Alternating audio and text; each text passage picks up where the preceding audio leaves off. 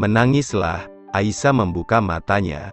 Sayup-sayup terdengar suara riuhnya orang yang sedang mengaji di luar kamarnya. Perlahan dia mengumpulkan kesadarannya, mengingat jika dia pingsan sesaat setelah Abah menghembuskan nafas terakhirnya. "Sayang, akhirnya kamu sadar," ucap Alfian yang rupanya sedari tadi setia menemaninya yang pingsan. Aisyah tak menjawab. Dia hanya langsung mencoba beranjak dari tidurnya. "Sayang, istirahatlah. Badanmu sangat lemah." Aisyah melihat suaminya. Hingga tak terasa air mata kembali menetes, namun dia segera menyekanya. "Aku ingin mengaji di samping Abah." Alfian melihat kesedihan yang teramat dalam dari mata dan suara istrinya. Dia lalu mengangguk sambil mencoba membantunya untuk berdiri. Setelah membantu istrinya untuk wudhu dan memakai cadar, Alfian lalu memapa Aisyah keluar kamar. Dengan tubuh yang lemah dan sempoyongan, Aisyah berjalan di papa Alfian menghampiri jenazah sang ayah yang telah terbujur kaku di tengah rumah. Aisyah melihat banyak pelayat yang datang dan mendoakan, begitu juga dengan para santri yang bergantian untuk mengaji. Zainab langsung menghampiri adiknya. Sambil menangis dia membantu Aisyah untuk duduk di samping Umi. Setelah duduk, Aisyah langsung memeluk Umi yang tampak sudah lebih tegar. "Ingat pesan Abah, beliau ingin kita ikhlas dan mendoakannya," bisik Umi mencoba menenangkan putrinya. Aisyah langsung menyeka air matanya. Dia lalu melihat jenazah Abah di depannya. Aisyah mengambil Al-Quran lalu mengaji dengan khusyuknya, walaupun sesekali dengan air mata yang menetes dengan sendirinya. Pelayat datang silih berganti. Suasana duka amat sangat kental terasa, di mana semua orang bukan hanya keluarga dan sanak saudara tapi juga seluruh santri dan masyarakat sekitarnya merasa sedih dan sangat kehilangan. Aisyah langsung menyeka air matanya. Dia lalu melihat jenazah Abah di depannya. Aisyah mengambil Al-Quran lalu mengaji dengan khusyuknya, walaupun sesekali dengan air mata yang menetes dengan sendirinya. Pelayat datang silih berganti. Suasana duka amat sangat kental terasa, di mana semua orang bukan hanya keluarga dan sanak saudara tapi juga seluruh santri dan masyarakat sekitarnya merasa sedih dan sangat kehilangan. Aisyah terus mengaji. Dia berhenti ketika ada ibu mertuanya datang menghampiri. Ibu memeluk Aisyah dengan eratnya. Dia meminta menantu kesayangannya itu untuk sabar dan mengikhlaskan kepergian sang ayah.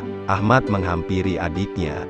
Dia memeluk Aisyah erat, berbisik sambil menangis terisak, "Ikhlaskan dik." Ahmad dan Aisyah tampak saling menguatkan. Mereka menangis terisak begitu tanah diturunkan. Aisyah baru tersadar setelah pingsan untuk yang kedua kalinya. Yang terakhir dia ingat dia tak sadarkan diri di pelukan kakaknya. "Dik, kamu sudah sadar." Zainab dan Lela memegang tangannya. Maryam, Siti dan Anita yang juga berada di sana terlihat lega melihat Aisyah yang sudah sadar. Anita lalu memeriksa keadaan sahabatnya. "Tubuhmu lemah sekali, sepertinya kamu harus diinfus."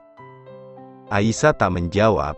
Dia hanya terdiam tampak tak berdaya.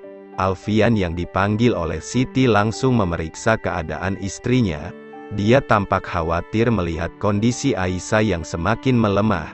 "Aku akan mengambil infusan," ucap Anita sambil pergi meninggalkan kamar. Umi memegang tangan Aisyah.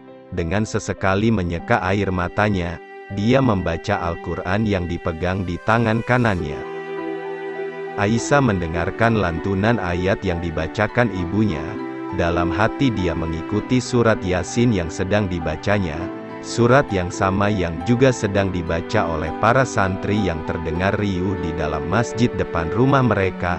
Aisyah memiringkan badannya menghadap sang ibunda, menatap tangan kirinya yang dipasangi jarum infus dan juga dipegang erat ibunya. Dia lalu memejamkan matanya, namun air mata tak berhenti berderai keluar dengan sendirinya hingga membasahi bantal di bawahnya.